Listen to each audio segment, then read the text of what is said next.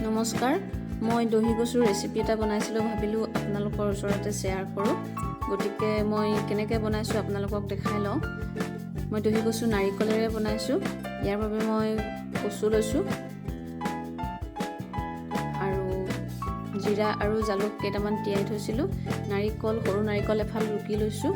আদা, নহৰু, পিঁয়াজ, কেঁচা জলকীয়া, পাঁচফোৰণ আৰু শুকান জলকীয়া লৈছোঁ। প্ৰথমতে মই কচুখিনি ধুই বাকলি গুচাই ল'ম। কচুখিনি বাকলি গুচাই উঠি মই এইখিনি মিহি মিহিকৈ কাটি ল'ম। কচুখিনি কাটি হৈ গ'ল প্ৰায়। এতিয়া মই কেৰাহীত মিঠাতেল গৰম হ'ব দিছোঁ।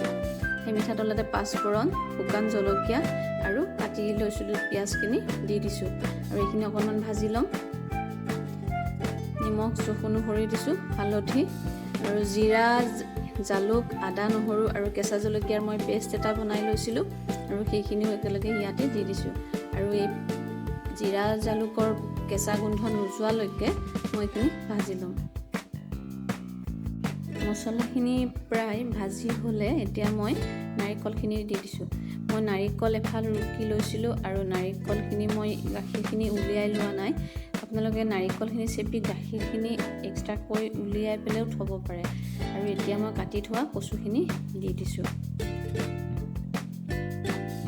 এনেকুৱা কচুৰ তৰকাৰী গৰম গৰম ভাতৰ লগত খাই বহুতে ভাল লাগে। এতিয়া মই কচুখিনি অকণমান ঢাকনি লগাই দিছোঁ। ঢাকনি লগাই দিওঁতে অকণমান পানী ওলাইছে, সেই পানীৰ ভাপতে সিজিছে আৰু এতিয়া মই অকণমান পানী দিছোঁ। মই বেছি দিয়া নাই, একাপমান পানী দিছোঁ আৰু আকৌ ঢাকনি লগাই দিলোঁ। কচুখিনি সিজি উঠিছে, মই হেতাখনেৰে অলপ চেকেচি দিছোঁ।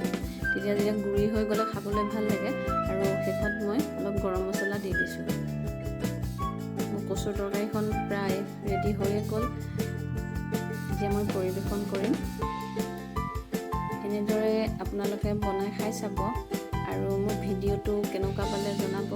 ভাল পালে লাইক কৰিব, কমেণ্ট কৰিব আৰু যদি ভাল লাগে মোৰ চেনেলটো ছাবস্ক্ৰাইব কৰিব। নতুন এটা ৰেচিপিৰ সৈতে পুনৰ আপোনালোকৰ ওচৰলৈ আহিম আৰু অৱশেষত সকলোৱে ভালে থাকক। ধন্যবাদ।